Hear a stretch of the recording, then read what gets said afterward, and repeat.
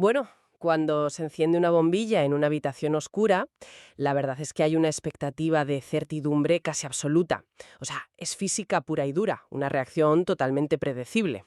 Claro, el interruptor cierra un circuito y la luz inunda la sala. Todo queda a la vista con precisión clínica, digamos. Es un proceso muy limpio. Sí, binario, sin ningún misterio. Y eso es profundamente reconfortante, ¿verdad? Totalmente. El cerebro humano ansía esa claridad empírica. Nos gusta que las cosas se puedan categorizar, medir, poner bajo un microscopio. Al final, la luz representa el orden. Pero claro, basta con apagar esa luz, colocar a un grupo de personas alrededor de una mesa de madera en penumbra y de repente toda esa certidumbre científica, Se desvanece por completo. exacto, se esfuma. Entras en un terreno donde la frontera entre lo tangible y lo invisible se vuelve increíblemente turbia. Un espacio donde las reglas de la física parece que se suspenden a voluntad. Es, por definición, el territorio de las aguas misteriosas, un lugar donde la sugestión y la expectativa toman el control de los sentidos de una forma brutal. Y precisamente hacia esas aguas tan turbias nos dirigimos en nuestra nueva inmersión profunda. Hoy vamos a analizar un documento enciclopédico sumamente exhaustivo. Un texto que detalla la historia, las prácticas y las investigaciones científicas sobre la figura de los médiums durante más de un siglo. Un siglo de intentos, sí. Cómo la humanidad ha intentado contactar con el más allá y cómo la ciencia ha respondido a esto a lo largo del tiempo. Vale, vamos a desgranar esto porque es un viaje alucinante hacia el centro de la mente humana. Y es un análisis absolutamente necesario, a mi juicio. Porque, a ver, independientemente de la creencia literal que cada persona pueda tener en los espíritus, la mediumnidad es un caso de estudio sin parangón sobre la psicología. Sobre nosotros mismos, en el fondo. Exacto. Hablamos de vulnerabilidad emocional, de sesgos cognitivos, que todos compartimos, y de nuestra necesidad imperiosa de encontrar consuelo. Al final, este estudio no trata tanto de si los muertos hablan, sino de los mecanismos psicológicos que explican por qué los vivos necesitan escucharles desesperadamente. ¡Qué gran punto!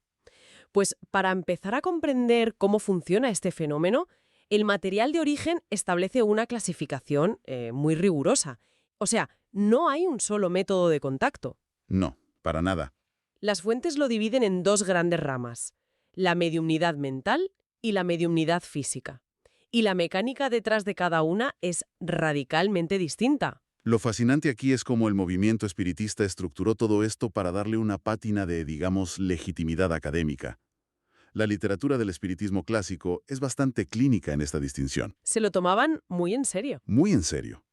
A ver, la mediumnidad mental agrupa cosas como la telepatía, la clariaudiencia, que es escuchar presuntas voces de otro plano, o la clarividencia. Todo ocurre, según ellos, exclusivamente dentro de la mente del medium. Sin alterar el entorno físico para nada. Eso es, sin alterar nada físico. Para visualizarlo con una metáfora es como si el medium mental afirmara ser un receptor de radio biológico, ¿no? Un cerebro capaz de sintonizar frecuencias invisibles que los demás no podemos captar. Me gusta esa analogía de la radio. Pero claro, luego el texto entra en la mediumnidad física. Y ahí la propuesta es, madre mía, mucho más espectacular. Hablamos de mesas de roble levitando, ruidos ensordecedores, manos que aparecen de la nada y esa famosa sustancia, El ectoplasma. el famoso ectoplasma, exacto. Siguiendo con la analogía, si la mental es una radio biológica, la física sería como una impresora 3D paranormal. Dicen que materializa objetos de la nada. Y crearon una terminología muy específica para explicar esto. Las fuentes hablan del espíritu operador, que sería la entidad que usa la energía física para mover la mesa, y del guía espiritual, que es más bien el intermediario intelectual que busca los mensajes. O sea, diseñaron el organigrama de una multinacional, pero en el más allá. Operadores, guías, un montón de cargos. Literalmente. Y el mecanismo central que habilita todo este organigrama es el estado de trance. El medium supuestamente cede el control de su cuerpo. Y ahí es donde me surgen las dudas, porque ¿qué es exactamente ese trance a nivel psicológico? O sea, ¿cómo engaña el cerebro a su propio dueño para creer que otra persona conduce? Pues mira, la psiquiatría moderna e incluso algunos pioneros de finales del siglo XIX sugieren que este trance está íntimamente ligado a estados disociativos, el trastorno de identidad disociativo o simplemente estados de autohipnosis muy profunda. Donde la mente se fragmenta, entiendo. Exacto. El cerebro aísla temporalmente la identidad central y permite que afloren constructos del subconsciente. O sea, el individuo no está mintiendo de forma consciente necesariamente. Se lo cree de verdad. Claro, su cerebro se ha disociado de tal forma que sus palabras o movimientos parecen venir de una fuente externa. Es un mecanismo de desapego psicológico fascinante. Vale, esa disociación explica la experiencia del medium. Pero leyendo los nombres de los científicos involucrados, me topo con una contradicción tremenda en el documento. A ver, cuéntame. El movimiento espiritista moderno, que según las fuentes arranca en 1848 con las hermanas Fox en Nueva York, no solo atrajo a gente sin educación o muy vulnerable, atrajo a las mentes más brillantes de la época. Totalmente. De hecho, fue un educador francés bajo el seudónimo de Allan Kardec, quien en la década de 1860 sistematizó todo esto bajo el término espiritismo y le dio un marco casi filosófico y científico. Y sirvió de imán. Pero tengo que plantear una objeción profunda, porque es que cuesta asimilarlo. En la lista de investigadores encontramos a William Crookes, pionero en física, a Alfred Russel Wallace, codescubridor de la evolución, e incluso a Pierre Curie, un premio Nobel. Palabras mayores. Un Nobel. El texto dice que Curie pasó años estudiando a una medium llamada Eusapia Peladino. Mi pregunta es directa. ¿Cómo es posible que mentes entrenadas para el rigor absoluto no supieran detectar un engaño de feria en una sala de estar? Ya, parece una paradoja tremenda, pero el contexto histórico lo explica bastante bien. A finales del 19 y principios del 20, la ciencia estaba haciendo descubrimientos empíricos que literalmente sonaban a magia. Como la radiactividad, claro. Radioactividad, los rayos X, las ondas electromagnéticas cruzando el Atlántico, estaban demostrando que la realidad estaba llena de fuerzas invisibles y poderosísimas que antes eran pura fantasía. O sea, visto así, si alguien te demuestra que una máquina de rayos X puede ver tus huesos a través de la piel en tiempo real, suponer que hay una onda invisible donde habitan los espíritus, pues igual no les parecía un salto tan loco. Exactamente. Para Curie o Crookes, el éter espiritual era simplemente la siguiente frontera de la física, pero su genialidad fue, irónicamente, su mayor debilidad. ¿Por qué? Porque un físico diseña experimentos contra el caos de la naturaleza. Saben que medir un electrón es difícil, pero el electrón no intenta engañarte. Un átomo de radio no hace trucos de magia para esconderse. ¡Qué buena perspectiva! Asumían buena fe por defecto. Claro, miraban los aparatos de medición, no las manos del medium, en la oscuridad.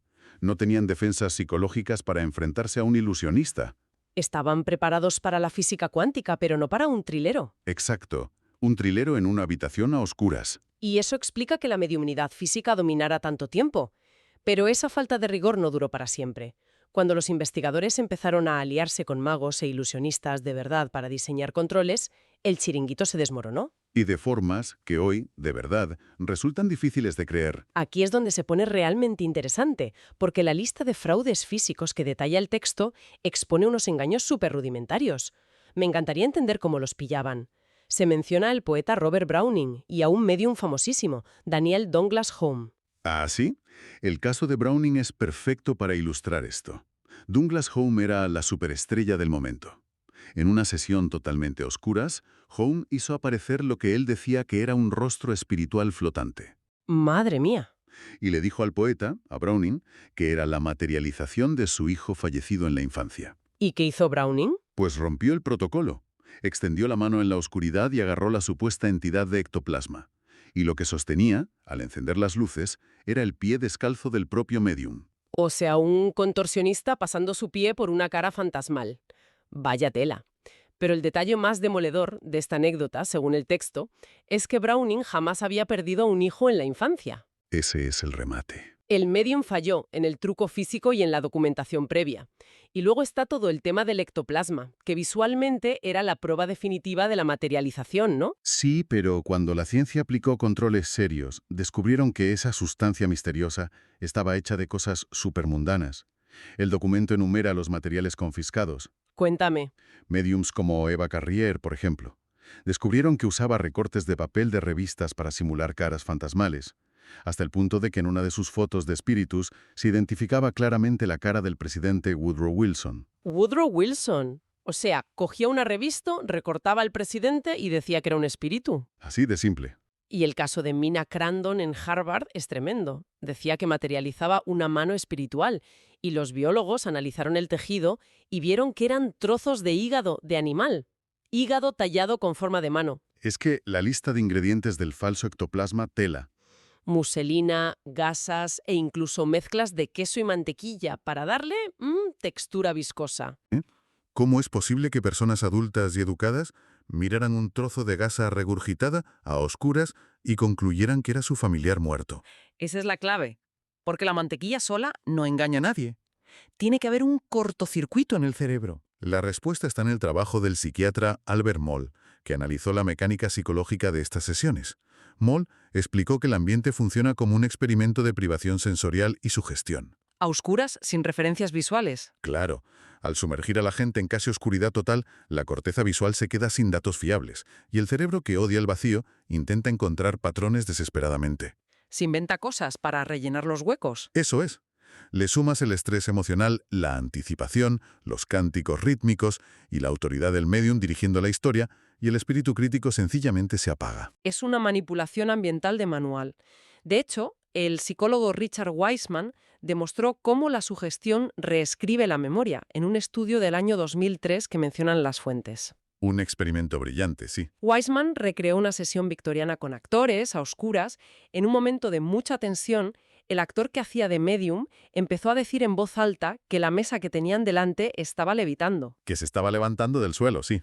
Pero tenían sensores mecánicos en las patas y confirmaron que la mesa no se movió ni un mísero milímetro en toda la noche. Nada de nada. Pero al terminar, un tercio de las personas con inclinaciones previas a creer en lo paranormal juraban y con total honestidad que habían visto la mesa flotar en el aire. Su cerebro literalmente insertó ese recuerdo visual bajo presión. Esta explica el éxito de la mediumnidad física durante un tiempo. Pero claro, nos lleva a una transición histórica crítica.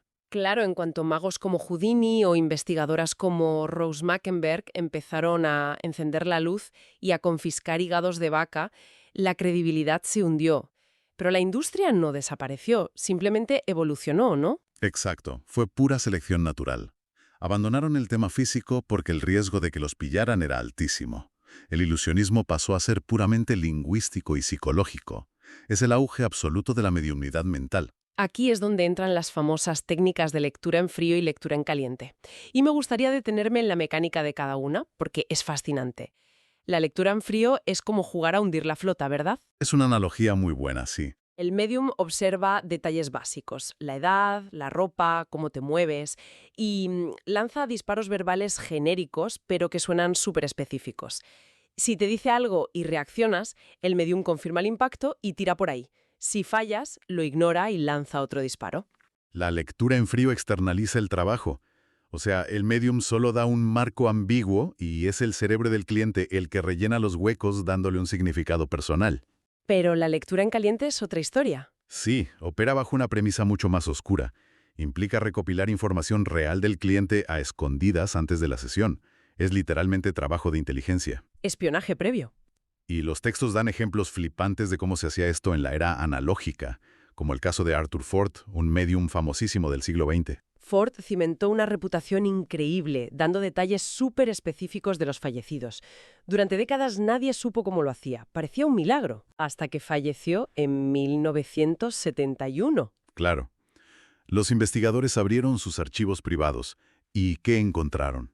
Cajas y cajas llenas de recortes de prensa, bases de datos biográficas y obituarios meticulosamente indexados. Su gran poder espiritual eran horas y horas de hemeroteca y biblioteca. Tal cual, investigación documental pura y dura. Pero claro, si Arthur Ford tenía que sudar la gota gorda buscando en microfichas, la llegada de Internet ha puesto esto en bandeja de plata.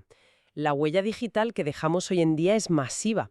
Y el documento expone un experimento espectacular de la escéptica Susan Jervik en 2017 contra el medium Thomas John. Ah, la operación Pizarrol. Un test empírico impecable para demostrar cómo dependen ahora de las redes sociales. Jervik y su equipo crearon identidades falsas desde cero. Perfiles de Facebook totalmente inventados, ¿verdad? Exacto. Los llenaron de historias ficticias, parientes muertos que no existían y detalles súper triviales como nombres de mascotas inventadas. Y luego fueron de público a un evento masivo de este medium. ¿Y qué pasó? Pues que la lectura en caliente se volvió en su contra. Thomas John empezó a canalizar mensajes espirituales usando exactamente los mismos detalles fabricados. Mencionó a las mascotas inventadas y a los familiares falsos que Herbig había plantado en Facebook. O sea, le pillaron con el carrito del helado, como se suele decir. Este caso demuestra la ausencia total de un componente sobrenatural, porque si hubiera un espíritu de verdad, el médium sabría que nadie al otro lado le está enviando datos de un perro que no existe. Y efectivamente. Y este tipo de pruebas de campo van en la misma línea que el estudio de la Sociedad Británica de Psicología en 2005. Evaluaron a médiums profesionales bajo condiciones súper estrictas, sin información previa y sin contacto visual. ¿Y el resultado? Estadísticamente, su tasa de acierto era idéntica a tirar una moneda al aire. Puro azar. Entonces, ¿qué significa todo esto a nivel profundo? Para mí significa que los médiums modernos actúan un poco como los algoritmos de las redes sociales. Se alimentan de nuestros datos y explotan nuestros sesgos. Sin duda. Y la pieza clave para que esta maquinaria funcione sin usar ectoplasma es un fenómeno psicológico muy bien documentado. Se conoce como el efecto Forer o el efecto Barnum. ¿En qué consiste exactamente? Es el pilar de la confirmación subjetiva. Básicamente es la tendencia de nuestra mente a percibir que descripciones vagas y generales son súper precisas y están diseñadas exclusivamente para nosotros. Para visualizarlo, imagínate que vas a una sesión, el médium te dice, percibo que tienes una gran capacidad de dar afecto, que no siempre es correspondida y a veces sientes una presencia que te observa en silencio. Claro, y esa frase aplica al 99% de la humanidad. Totalmente. Pero especialmente a alguien en una etapa de duelo profundo, súper vulnerable. El cerebro que sufre coge esa frase genérica, activa el efecto Barnum y convence a la persona de que el mensaje es exacto y viene de su madre. Es una coreografía psicológica apoyada en el dolor, y esa es la mayor crítica que se le hace a esta industria hoy en día, que la comercialización del contacto espiritual moderno se basa en explotar el momento de mayor debilidad de una persona, disfrazando trucos verbales de terapia. Es un viaje verdaderamente asombroso el que narran estas fuentes. Hemos recorrido, de verdad, todo el arco de la ilusión humana, desde los cuartos oscuros victorianos con hígados de vaca para engañar a premios Nobel, hasta la era digital donde te espían el Facebook y usan el efecto Barnum. Una evolución fascinante. Y lo que los documentos evidencian es que, en más de 100 años de investigación meticulosa, cada intento empírico de probar que la mediumnidad es real ha colapsado ante la ciencia. Invariablemente. Así es. Sin embargo, antes de concluir, creo que es vital mirar esto desde una óptica que no sea solo crítica o cínica. Las fuentes recogen las ideas del historiador de la ciencia Michael Sermer, y él da una explicación evolutiva muy profunda de por qué seguimos cayendo en esto. Abordemos esa perspectiva final, porque reducirlo todo a que somos crédulos o poco inteligentes me parece muy injusto. ¿Cuál es el mecanismo biológico que nos empuja a creer? Sermer argumenta que nuestro cerebro evolucionó como un motor de reconocimiento de patrones. En la prehistoria, conectar puntos era cuestión de vida o muerte. Si un homínido oía un crujido en la maleza y pensaba que era solo el viento, podía acabar devorado. Mejor prevenir que curar. Exacto. Pero si asumía que había un agente invisible, una intención detrás del ruido, salía corriendo y sobrevivía. Evolutivamente estamos programados para asumir que hay presencias invisibles detrás de lo que no entendemos. Esa hiperactividad buscando intenciones nos salvó la vida entonces, pero es lo mismo que nos hace ver caras en la oscuridad o encontrar mensajes cósmicos en las frases sueltas de un médium. Totalmente. El cerebro humano tiene auténtico pánico al vacío aleatorio. Prefiere un patrón falso a aceptar que las cosas pasan sin propósito. Y cuando aplicas esa biología al evento más devastador de la existencia, que es la muerte de un ser querido, la maquinaria de los patrones entra en sobremarcha. El cerebro rechaza visceralmente la idea del final absoluto e intenta encontrar una señal entre el ruido a la desesperada. Esa es la conclusión subyacente de todo este estudio. La persistencia histórica de la mediumnidad no es un fallo de nuestra racionalidad. Es un efecto colateral de nuestro instinto de supervivencia biológico y de la complejidad del amor intentando procesar el duelo. Dejamos esta reflexión flotando en el aire para quienes nos escuchan. Empezamos analizando la luz y la certidumbre física que da a encender un interruptor. Pero esta inmersión nos revela que, frente a la fría y definitiva certidumbre de la pérdida, el ser humano a menudo prefiere apagar esa luz, prefiere la oscuridad y el engaño reconfortante de la mente, si con ello puede sentir, aunque sea por un instante efímero, la conexión con aquellos que ya no están. Y como siempre, la invitación constante a nuestra audiencia es a mantener la curiosidad despierta, a indagar en nuestros propios sesgos y a no dejar de cuestionar las respuestas fáciles. Nos encontramos en la próxima Inmersión Profunda.